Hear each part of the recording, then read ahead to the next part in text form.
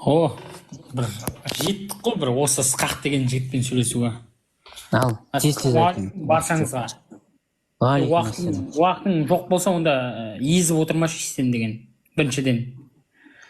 Жарайды, сен жаңа езіп отырмашы дегенді, тұра тұр. Сен езіп отырмашы дегенді бір сұраққа жауап бермей, 10 жаққа қашқан братандарыңа айтып жатсың ба? Жоқ, мен саған айтып отырмын. Мен бір сұрақты ғана қойдым ғой, оған жауап бермей. Асықпа сен. Қазір сен де тура сол ситуацияға түсесің ғой қазір. Асықпа деймін сен. Сен жалпы неге қиялисың слишком? Айтшы, қалай қияли болдың? Қиялисың ғой сен отырған. Сен қара. Айт. Не Аллаға сенбейсің, не басқаға сенбейсің, мысалы отырып алып отырған бір езіп отқан адамсың да. Мысалы мен до сих пор осы сөзіңе саған жете алмай жүргем осы. Бүгін енді бір Алланың қалауымен жетіп жатырмық, мен саған сол айтамын. Алланың қалауымен емес, бұл жерде менің қалауыммен кіріп отырғаныңды білесің бе? Жоқ, олай емес. Солай қалады Аллах тағала сенімен сөйлесуде. Аллах қалады ма? Давай. Аллах тағала менімен сөйлеспеуіңді қалады деп есептейін онда. Сенің қалауыңмен кірем десең, қазір мен сені қосам. Кіріп алып, емай қос деп отыр, қосып атсам, Аллахтың қалауымен не болды деп маған айтып отырсың. Жарайды, Аллахтың қалауымен кір, давай. Мен қабылдау деген кнопканы баспаймын, давай. Дұға жасап, Аллахтың қалауымен кір эфирге. Кіресің де наез жасайсың өзіңнен өзің, мен саған бүйтем, сөйтем деп. Әңгімені созып отыр дейсің, мен созып отқан жоқпын әңгімені. Өзің көріп отырсың кірген кісілердің қалай жауап беріп отқан. Бір сұраққа 10 рет қашып, былай да жауап бермей отыр. Жарайды, мен принятты баспаймын, давай кір өзің бірдеңе, қалай кіресің. Болған жағдайдың бәрін соған апарып қоя салады екенсіңдер. Мен қосам сені, агрессиясыз сөйле бірақ. Агрессиясыз, асықпай айт. Міне. Нақты айт енді. Неге айтып тастадың сен? Енді сен айтып отырсың ғой, Аллахтың қалауымен қосып. Артың бос па, конкретно артың бос па? Сен түсіндің ба Аллахтың қалауымен кірмегенін? Артың шыдамай ма? Ашпашы еш? Аллахтың қалауымен кірмегенін түсіндің ба деймін? Жоқ, сен қара, тыңда. Сен неге қиялы вопростар қоясың? Физиканы айттың ба, физикаға қадалда қалшайсыз ол. Сен жарайды, саған физика туралы сұрақ қоямын онда. Болды, онда физика туралы сұрақ қоямын. Маманы болмасаң, дін жайында зерттемеген болсаң, онда неге қиялы вопростар қоясың? Мен соны түсінбеймін до сих пор. Сен діннің маманысың ба? Жоқ, мен маман емеспін, мен жай ғана мұсылманмын. Исламда діннің мамандарына ғана сұрақ қоюға бола ма не? Әлбетте, Аллах тағала Құранда солай айтады. Алла тағала әркім жерде Алла тағала сұрақ қоюшы адам, сұрақ қоюшы адам дін маманы болуға міндетті ме? Сұрақ қоюшы деген жоқпын мен. Енді мен сұрақ қойып отырмын ғой. Жоқ, енді ол жауап беруші егер маман болса деп жатырмын. Мен мысалға білетін маманнан сұрамайын ба бір мәселені мысалға. Әрбір істің өзінің маманы болады ғой, дұрыс па? Әрбір істің маманы болады, сол мамандар ғана талқылау керек. Мысалға білсең, егер ол істің мәнін біліп жатсаң, сен білімің жеткен жерге шейін жауап бер, дұрыс па? Болды, білім жеткен жерге шейін айта береміз. Проблема жоқ. Мысалға сен білімің жетпесе, сен мысалы жоқ нәрсені, білмейтін нәрсені сен қалай білем деп айтасың мысалға? Білмейтін нәрсені білмеймін деп айтуды үйрену керек қой, мысалы, саған да керек болады ол. Жоқ, мен саған қай жерде білем деп сөйледім, мен білем деп тұрған жоқпын. Егер әрбір істің маманы бар деп жатырмын. Маман емес, әркім өз деңгейінде сөйлеседі. Мамандар келсе, мамандармен сөйлесеміз. Деңгейінде сөйлеседі деген мәселені оны айтып жатырмын, жаңа ғана. Өз сөзіңе өзің қарсы келіп жатсың. Біз нормальный деңгейде өз деңгейімізде сөйлесеміз, проблема жоқ. Сұрағың бар ма сен? Мен сұрағым мына жерде, неге сен отырып алып, неге қиялы әңгімелер айтасың? Мен просто сол Аяз атаға тақырып кіріп кетесің, анаған кіріп кетесің, мынаған кіріп кетесің. Бағанадан бері тыңдап отырмын да, мысалы сенің әңгімең.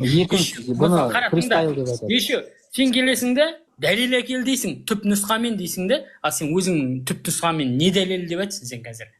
Гуглдың әр жағын адам ымға түсінбесе дымға түсінбейді деген рас екен ғой. Мен бағанағы ситуацияда, сен түсінбегенсің ғой, мен ол ситуацияда мұсылмандардың маған айтатын дүниесін айналдырып ана балаға өзіне айтып бердім да, маған келіп айтатын дүниені өзіне айтып бердім. Сен соны байқамай қалғасың да просто. Жоқ, жалпылама айтып жатырмын мен. мысалға түп нұсқа деп сұрап жатсың, түсініп тұрмын мен ол баладан сұрап мен әдейі өтіріктен сұрап жатырмын, провокационный жасап жатырмын әдейі. Өйткені мұсылмандарда бізге келіп түп нұсқа бірдеңе деп айтады. Айтшы, қандай кайф алып жатсың содан? Пікірталас қой, адамдар дамып жатыр ғой. Сен де дамисың мысалы. Сен арқылы дамымаймын мен деген. Сен арқылы. Мен арқылы дамисың. Мен арқылы дамисың. Сен кімсің сен? Мен сөйлеп отырған адам. Сен білесің ба кім екеніңді? Сен тыңда. Мына жазып отқан мына жердегі адамдар, өзі тілдерің өздеріңдікі, жаза беріңдер, қалағандарын жазыңдар, біліңдер. Бірақ өздеріңе күнә. Енді қара Ысқақ. Сен кімсің? Нақты бірдеңе айтшы. Ысқақ, сен кімсің? Bir тамшы сасық сусың, басқа кімсің сен? Білесің ба сен? Өтірік. Сен білімсіз. Сен қазір қара, енді осы жерде сенің білімсіздігіңді жою мәселесімен айналысамыз. Біріншіден бір тамшы сасық. Бірінші сенің білімің жеткен жер осы болса, онда жеткен екенбіз. Біріншіден адам судан пайда болмайды. Сен әйеліңнің жатырына бір тамшы емес 10 литр су құйып қойсаң да әйелің жүкті болмайды. Біріншіден.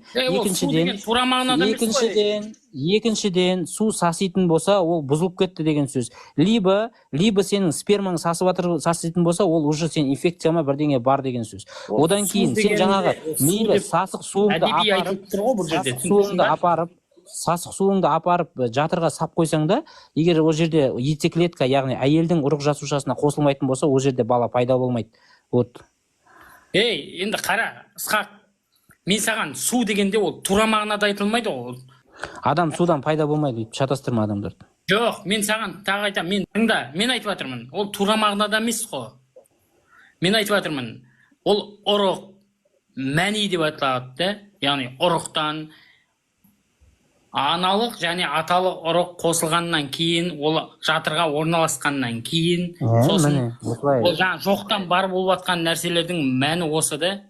Сен мысалға қара, сен жоқ болдың, мен де жоқ болдым, жалпы адамзат жоқ болды. Бәрі осылай ата мен анадан ұрықтан тарағаннан кейін, осы жатырға бекінгеннен кейін, Алланың қалауымен осындай адам дамый бастайды да, содан кейін барып жоқтан бар болады. А сен қазір деген жоқ болар едің, сенің әкеңнен ұрық шықпаса, сол анаңа деген жаңа сол сияқты ол деген адамның. Сен адастырмаса адамды, сасық су бірдеңе деген әңгімемен адастырмаса адамды. Жоқ, енді мен дұрыс нәрсені сосын мән-жайды дұрыстап түсіндіріп жатырмын ғой, ұрық деген нәрсемен. Сен әдемілеп дұрыстап айту керек сөйтіп. Жоқ, енді ол деген солай просто ол әдеби тілге кетіп, былай қарай кетіп қалып жатыр, айтып жатыр. Ол жерде естіген жоқпын әдеби тілде. Қай әдеби тілде айтып жүр, қай шығармадан оқыдың ондай нәрсені? Жоқ, жалпылама айтып жатырмын да мен ол жерде. Ол просто сен уағыздан естіп алған әңгімені кәпіре салды деп айтса, енді нақтысы сол ғой. Уағызда айтылады. Дұрысы, уағыздан естіп алғансыңдар бір жерде. Сосын Құранда жазылған сендерді бір тамшы судан жараттық деп. Енді осыны келіп бізге әдеби деп ұрмақшысың. Қазақтың әдебиетіне қатысы. Тыңда, су, бір тамшы судан жараттық деген. Сен оны, мысалы қара, сен Құраннан өзің айтып отқан әңгімеңе қарасам, сен Құраннан жалпы бәрін білмегенмен, бірақ сен Құраннан керек жерлерін алып алғансың да, постоянно осы эфирде отыратын басын сен іздеп отырасың да, потому что мен ізденем, неге сендер ізденбейсіңдер? Неге ізденбейміз? Біздер де ізденіп жатырмыз, шамамыз келген жерге дейін. Бұл молодец. Мысалы Құраннан соңғы алған нәрсеңді айтшы маған, білейік бәріміз. Соңғы алған нәрсем мынау деп қазір дәл есімде жоқ. Енді мына аятты оқыдым, осындай ой түйдім деген хотя бы.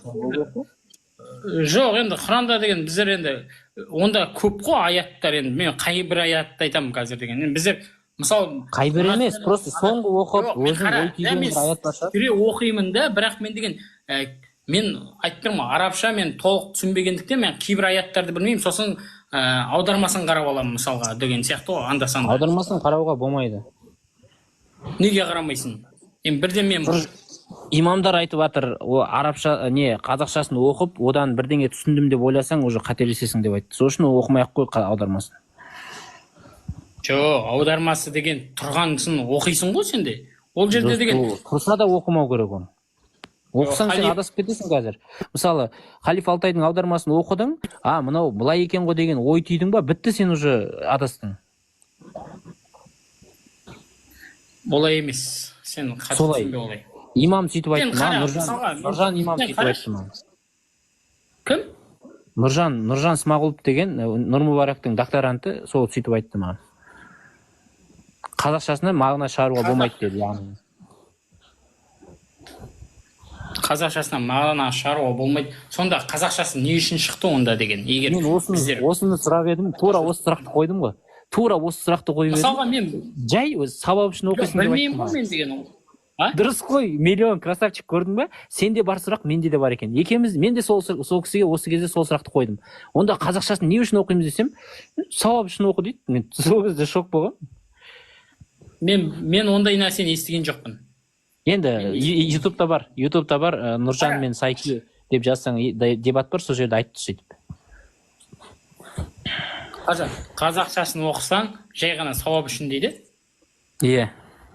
Мүмкін арабшасын оқысаң бұлар, сауап үшін, ертең сауап болады, Алланың алдында. Соны түсінбедім, короче.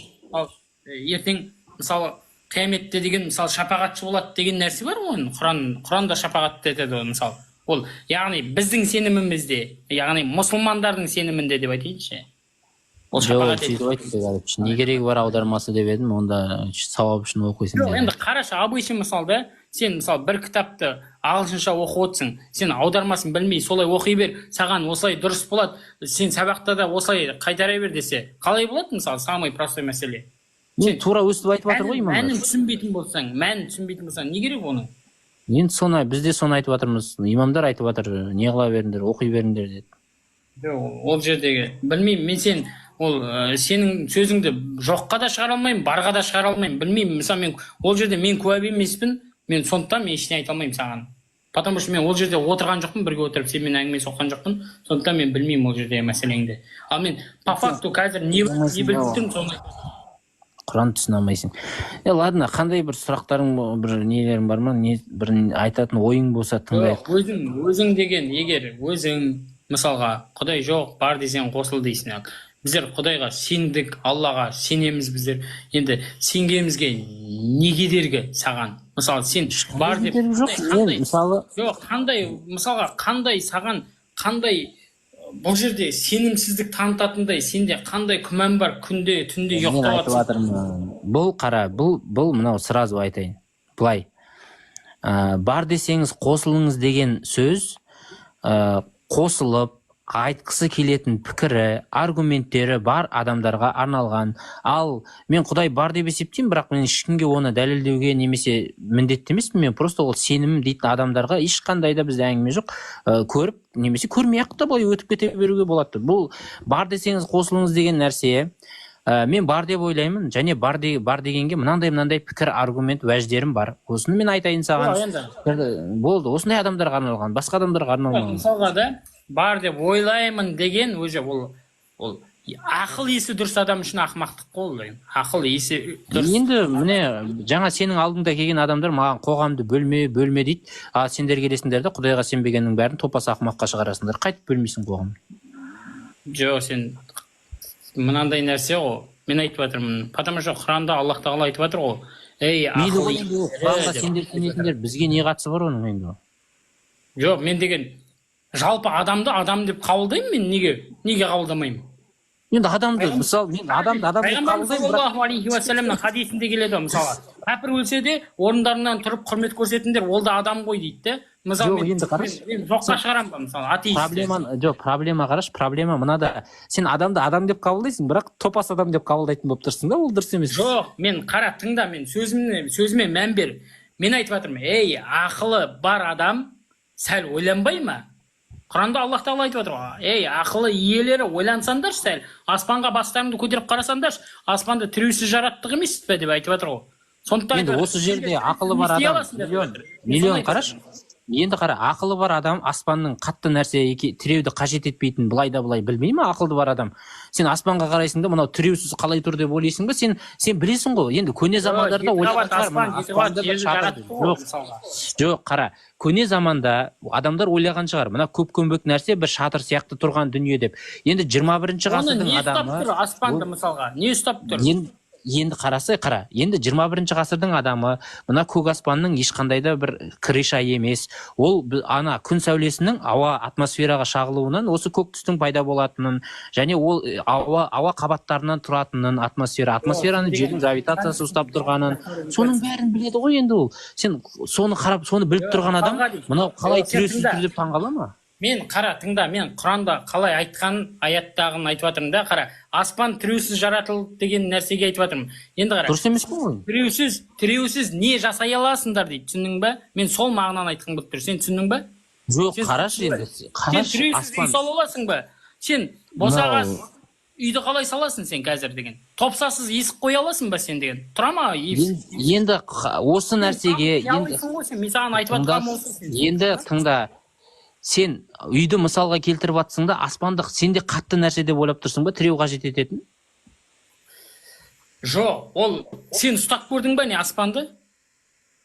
Аспанды қатты нәрсе деп ойлайсың ба, айтшы? Жоқ.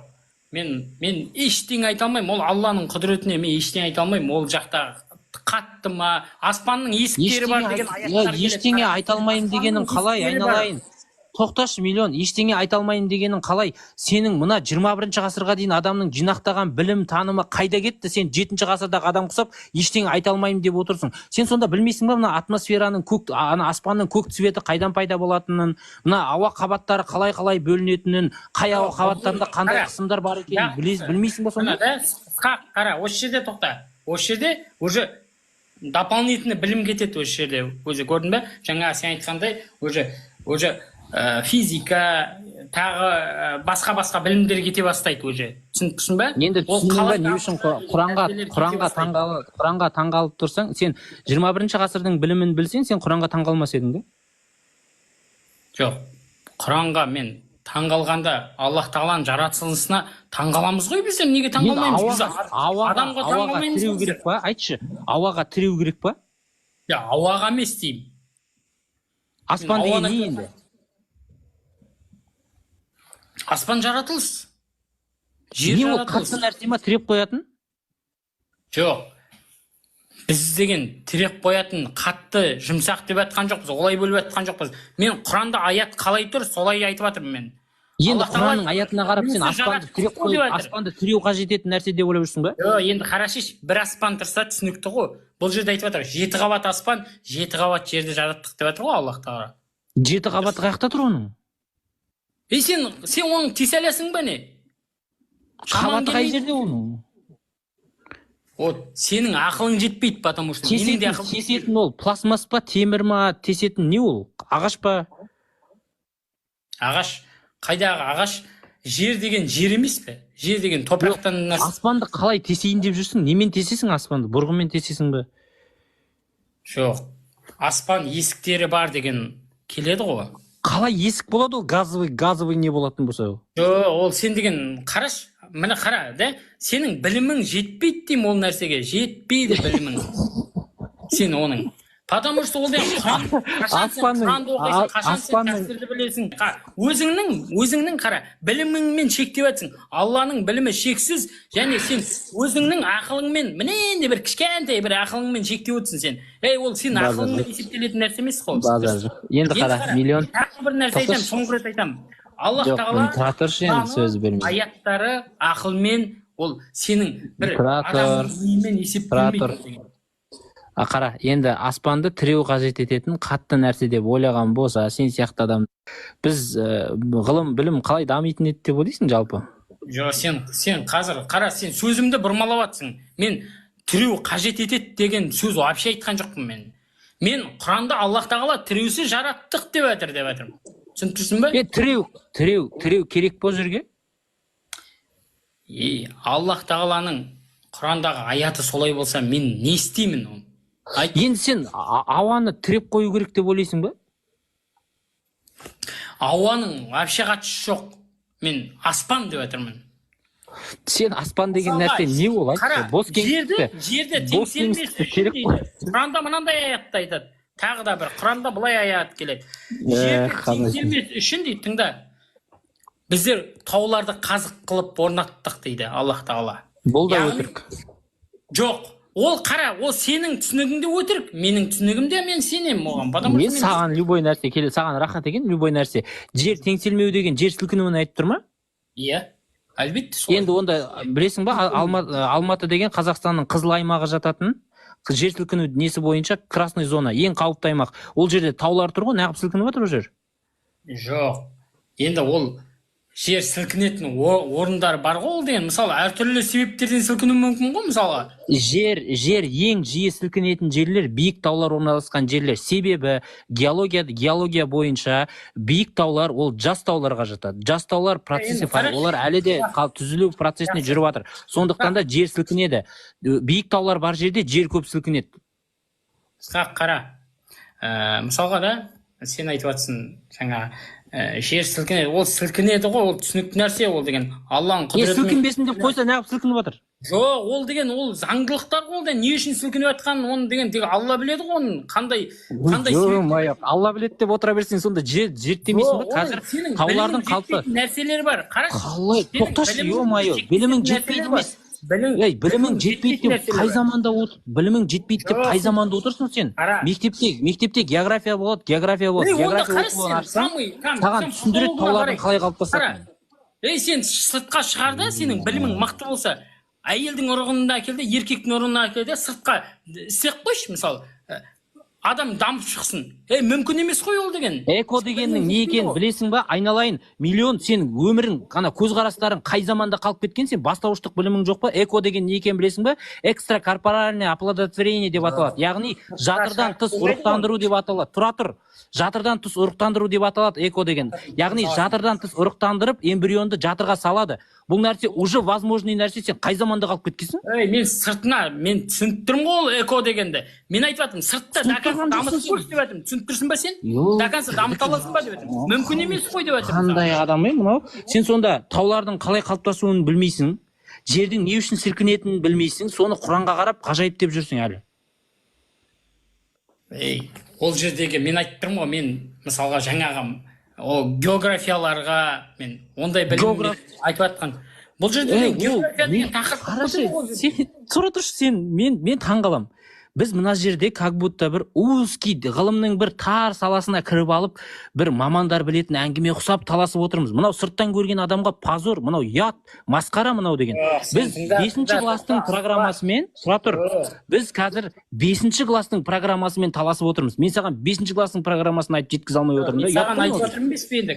Бұл жерде қара, Құранда тек былай аятпен көрсетіп кетеді, бірақ ол ары қарай дәлші кітаптан іздейсің ғой, дұрыс па? Қалған жаңа мен іздемегенсің ғой ештеңен. Тыңдашы сен деген. Маман, мен жаңа айтқаным сол ғой. Әрбір істің өзінің маманы болады деп жатырмын, дұрыс па? Мектептегі оқушылар маманы ғой, географияның 8-ші класстың балалары деген сен айтып отқан дүниенің бәрін біледі. Олар маман емес, кәдімгі мектептің оқушылары ғой сол. Ал сол мектептің білімін алмағансың ғой даже. Жоқ, бұл жердегі мәселе, негізгі мәселені айтып жатыр. Негізгі мәселе деген мектептің білімі. Ана балаларың бар екен ғой, балаларыңмен бірге кітаптарын ашып оқышы, айналайын. Не болып кеткенсіңдер вообще? Скоро инфаркт болатын шығар, мен натырмын бар ғой. Жоқ, мен оқымаған, мен саған басында айтқаным сол. Мен білмейтін жерімді білмеймін деп айта аламын. Не кедергі енді соны білуге? Тамам, білген жерге шейін айтып отырмын. Бұл жерде не кедергі білуге? Не кедергі? Ештеңе кедергі емес. Мен жай ізденген географияны қараған жоқпын мысалға. Оқулық KZ қара. Оқулық KZ деген сайт бар. Оқулық KZ деген сайтта бүкіл мектеп оқулықтары PDF форматта тұр. Жүктеп ал да оқу бер. Сен негізгі мәселені көтердің ғой сен. Сол мәселеге конкретно ізден шеш, болды ғой сен. Зачем сен қиялы вопростармен айналысасың? Мен түсіндім сенің неге қиял деп есептейтініңді. Себебі сен мүлде мектеп бағдарламасынан ешқандай хабарың жоқ. Потому что мен мектепте деген қатты оқыған адам емеспін ғой. Енді қазір шанс бар ғой оқуға, өмір бойы кетесің ба солай? Жоқ, ізденем. Конечно, мен де ізденем. Ізден болды. Жоқ, мен просто мына жердегі вопрос мен саған айтып тұрам, тағы да айтам, ескертем. Мен басында айтқанда, мен кіргенде айттым, дұрыс па? Мен білімім жеткен жерге шейін бірдеңе болса, мен айтам шамамды дедім. Мен просто мына жердегі білім жетпей тұрмайын, мен не айтам саған? Мен кейбір нәрселерді білмеймін дегеннің оның не айыбы бар, айтшы. Білмеймін дегеннің не айыбы? Айыбы жоқ. Соны білмейтініңді сен баяғыдан білесің ғой, баяғыдан бері ізденіп қарамайсың ба енді? жоқ, білмейтін жерімді айтып отырғаным, мен соны айтып отырмын ғой максимально. Болды, мен басқа не айтып отырмын? Мен просто мен негізі основной нәрсені айтып отырмын. Мен қай жерде қазір діндегі нәрсе, мен қалай бар, солай айтып отырмын. Мен өзімнің оқыған, мен Құраннан аяттарды көрген жерімді айтып отырмын мен. Мысалы, неге Құран оқи бересің? Неге мектептің бағдарламасын оқымасқа Құранның орнына? Мектептің бағдарламасын мен қайдан оқимын? Мен қарап жүрген жоқпын оны. Тұр ғой мектепте тұр ғой. Мен ол жайында оқулық KZ. мен қай жерде білем, сол жерде оқып отырмын, сол жерде оқыған жерімді айтып отырмын мысалы мен деген. Сен қара, сен бүкіл физиканы, географияны бәрін жаттап алғансың. Сен жаттап алған түгім жоқ, мен мектепте оқығанымды айтып отырмын. Мектептен оқыған, конкретно мектептен оқығаның емес қой енді. Сен де адамсың. Мектептен оқыған нәрсем. Сен онда әлі мектеп оқитын баласың онда, сен бер жағында жас баласың. Мен мектеп оқитын баламын. Сен мектеп оқымаған бала болып тұрсың енді. Еще маған әңгіме айтып отырсың. Мен мектептің тақырыбын айтып отқан жоқпын ғой, потому что мен негізгі мәселені айтып отырмын ғой саған. Енді сен мектептің тақырыбын білмегендіктен де аспанды тіреусіз жараттық дегенге таңғалып отырсың. Қара, дінде не айтты? Намаз оқыңдар, ораза ұстаңдар, осындай жоқтан бар қылған Аллах тағала. Мен соны айтып отырмын. Енді сол дінде жазып қоймай ма? Аспан деген қатты нәрсе емес, тірек қоятындай. Оны тіреу жоқ дегенге таңғалмаңдар. Ол газ деп жазып қоймай ма оның орнына? Оны жаңағы сен айтқан физикаң, географияң деген тақырыптар айтады оның ішінде. Ол неден айтпайды? Қарашы, сол физика, географияның арқасында сол физика. Мына сөзің дәлел оған. Сен өзің сөзің дәлел. Қазақша оқысаң, сен айтасың, қазақша оқысаң, оған білімің жетпейді, болмаса сен бәрібір қате болып кетуі мүмкін. Менің сөзім емес, имамның сөзі ол. Жақсы, сен айттың ғой, мен сенен естідім ғой, дұрыс па? Мен имамнан естіген жоқпын ондайды. Мен сенен естігесін, мен сен айтты деп айтамын. Ысқақ айтты деп мен, дұрыс па? Қосып бердің ба имамның айтқанын? Жоқ, оны қоспай ақ қой, лишний жар алып не істейсің. Оны өзім керек болса тауып аламын ол мәселені. Мен просто именно мен сенің айтқаныңнан айтып жатырмын. Сенің аузыңнан шықты ғой, просто болды емес пе? Сосын мына жерде отырып ал, қазақтар, бәрін қазақсыңдар ғой мен жерде отырған. Бос әңгіме жазбаңдар. Ол дұрыс емес бос әңгіме жазу. Сонша қос деп бірдеңе айтама десем. Мен жерде отырып алып, езіп отырып, сен де бір қиялилар толтырып жасап алғансың ғой мен жерге деген.